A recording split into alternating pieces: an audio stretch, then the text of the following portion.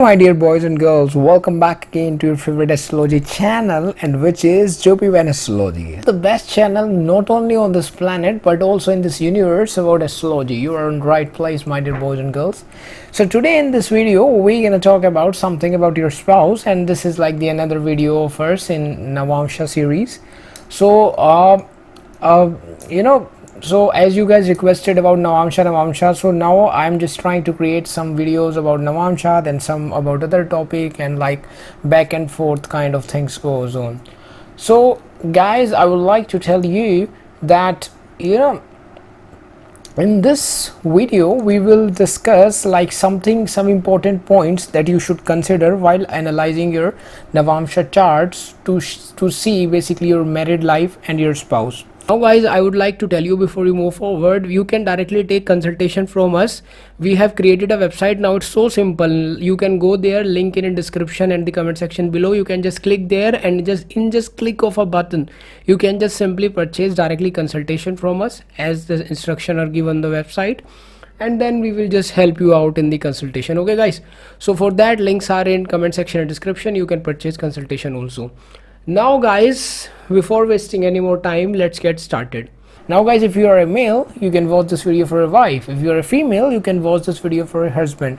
I would like to tell you that Navamsa chart, in terms of Navamsa, there is lots of things that are there in astrology, like it's like a controversial kind of things.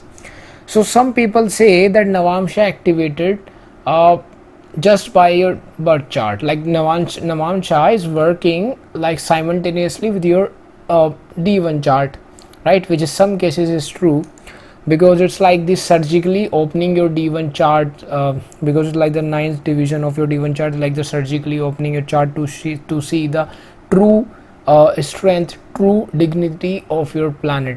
Because if let's say some problem is there showing in your D1 chart, then we have to see Navamsa more carefully. We have to analyze Navamsa then more and more carefully to see if that problem is there or not. Okay, so guys, I would like to tell you that then there are other astrologers who say that Navamsa will activate after 30, Navamsa will activate after 36, it is the second half of your life, it will activate after marriage, and it once you turn into a second half of your life, Navamsa take care. So it's like everyone has their different opinion as per the what they read or what they study, but the point is like what I believe. Now let me tell you very, very clearly, I am a very open-minded human being.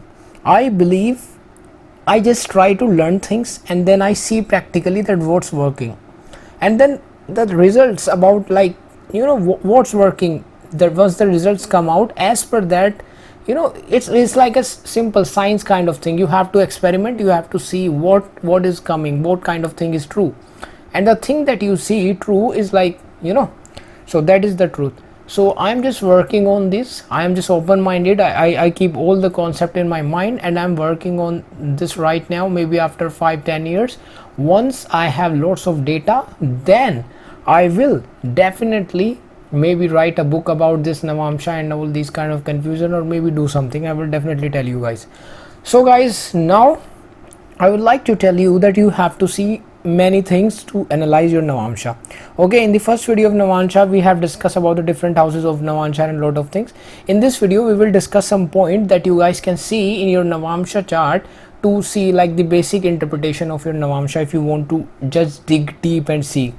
Although when I do analysis, I see like in some different thing, I would like to just guide you some things through your Navamsa which will help you. Okay, and I will just try to provide you some remedial kind of things, because in my consultation I know that when you guys give me positive feedback, you feel happy. I feel really, really happy. Thanks for all of your support, guys. Now guys, first thing that you need to see in Navamsa is Venus. See, Venus is the most important planet in terms of your Navamsa chart. If you just want to see one thing, so although seeing other things is also important that I'm going to discuss down the line in this video, but if you just want to say me like, hey, I want to discuss only, or I want to see only one thing in Navamsa, I would like to tell you that go and see where the Venus is placed, in which house Venus is placed in Navamsa, in which sign Venus is placed in Navamsa. That will tell you Now let's say Venus is debilitated in your D1 chart, and Venus is in good sign or in like good house in your D9 chart. Then what it is showing? It is showing that if Venus is in good sign in Navamsha or in good house or in like good dignity, what I can say by aspect etc., then it means that it's really good for your married life, love, romance, and other things, right? So you have to carefully analyze where your Venus is placed, in which house your Venus is placed, and especially if Venus is, let's say, placed in Taurus sign or like Libra sign, or maybe Venus is exalted. In that case, like it's really good. Now it doesn't mean that in other sign Venus will bad. Even I would like to tell you, so let's say for an example you have Venus in the second house of Navamsha. So I have seen that these guys get support from their in-laws, right? And after getting married, after their marriage, they will have good rise in terms of finances, right? Although other things are also working right there in the chart, but these things are seen generally. Even if Venus is debilitated in Navamsa, then also, like I have seen, see, debilitation it means a lot of different things. It doesn't like that if debilitated then it's like worst scenario or bad or it's like that. No, just relax. It doesn't mean that. See, for an example, I would like to tell you that let's say moon is debilitated in Navamsha. So what will happen, that let's say your marriage required you to do certain things. Let's say your marriage require you to do, like to take your wife or husband somewhere like church or temple once in a month, or maybe 15 days in a month, as per your convenience. But as moon is debilitated, so it may possible that from inside you feel like, what the hell are you talking about? I do not want, it doesn't require me to take my wife or husband to temple. He or she can go himself. So that kind of attitude, it forms you, right? Your attitude is formed like that due to debilitation. Now the good thing about astrology is that I am telling you all these things, right? So let's say your moon is debilitated in Navamsha, and your married attitude towards marriage, which your marriage will require you to do, and we can tell that just by doing analysis, what I advise my clients. So for that, analysis is required. So in analysis, let's say it is come that it is require you to travel with your wife maybe once in a year or 6 months in a year, just go for some trips. So, and your moon is debilitated, so according to that you are feeling like, oh, I would not like to travel. Why should I travel with my wife? If she want to go, she can go alone, right? Or like no, I will not do it.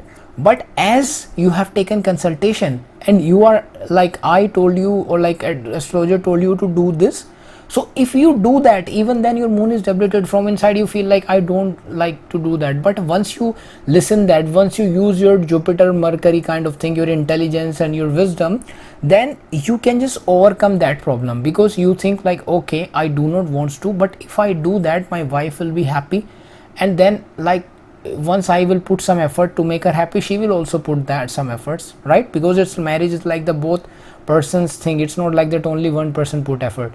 So in that case your marriage will work out fantastic, right? So you have to understand all these things. That's why consultation will make everything beautiful. Now let's move on to another thing. The first thing you have to see that where Venus is placed in your Navamsa, in which house, which sign. Obviously now I will create a lot of video in this, I will create Venus into different houses and different sign in the Navamsa. I will create about other thing also, like the 7th lord of D1 in different houses of Navamsa, and then a lot of other things. So please keep watching, subscribe, and all these kind of things. Then you're gonna have to see Atmakarka, your Atmakarka. And what is Atmakarka? Atmakarka is the planet holding the highest degree in your chart. So you have to see, let's say for example, Saturn is the like highest, let's say Saturn is at highest degree in your chart. Saturn is at 27 degree, and it is the planet which is the highest degree, which is at highest degree excluding the Rahu Ketu. So Saturn become your Atmakarka. Now you have to see in which house, in which sign Saturn is placed in your Navamsa chart, right? According to that your life and a lot of things can be seen, right? If you just want to analyze deeply your Navamsa. Then the next point you're gonna have to see is your Amatyakarka. What is Amatyakarka? Amatyakarka is the planet holding the second highest degree. What? Amatyakarka is the planet holding the second highest degree in your chart. So let's say Saturn is your Atmakarka, I have already told you, and it is holding 26 degree. Then the second planet excluding the Rahu Ketu, we do not consider Rahu Ketu as Atmakarka or Amatyakarka or Dharakarka or any Karka in Gemini astrology. So let's say second highest degree is Sun, and Sun is at 22 degree or like 20 degree, let's say. So Sun with the second highest degree in your chart become your Amatyakarka. Now you have to analyze your Amatyakarka, which is Sun, as it is holding the second highest degree. So you have to analyze Sun in D9 chart now. That means your Amatyakarka, not Sun actually. I am just giving example of Sun as Amatyakarka, that's why I am telling Sun. So you have to analyze Amatyakarka placement and position. That will help you a lot. Okay, and because Amatyakarka is also your career. Okay, Amatyakarka represent your career, second highest degree planet. So we also create sometime Karakamsha Lagna to see career in some cases. So so basically you're gonna have to see that, because it can also show you sometime that what kind of impact your marriage etc will put on career, like in terms of career. Then you're gonna have to see 7th lord of your D1 chart, in which house sign it is placed in the Navamsha.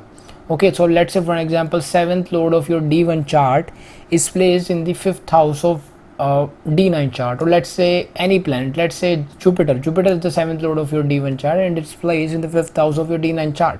So it may be possible that you may have a connection like the past life connection with your spouse, because you know 7th lord of, or like any planet of D1, 7th lord of D1 chart is placed in the 5th house of D9. It shows that you and your spouse will have past life connection. It is one of the indication of past life connection. We will also create video about past life connection.